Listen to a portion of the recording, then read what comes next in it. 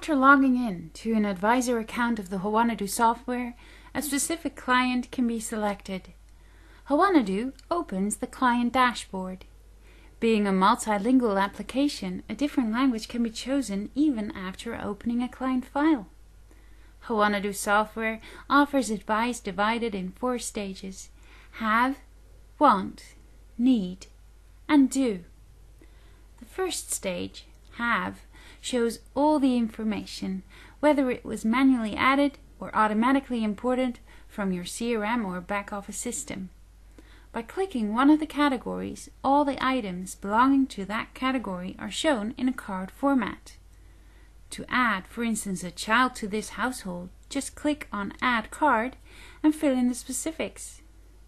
Once the client's haves are sufficiently defined in Howanadoo, the income chart on the client dashboard shows the balance between income and expenses. Clicking on a year in the chart shows details for that year. By clicking another year on the chart or on the timeline, a new detail list is shown, offering instant calculations. Continuously monitoring your client's situation, Howanadoo alerts you based on rules you previously specified. The completion status bar in your have section shows how much of the possibly available information is added to your have section.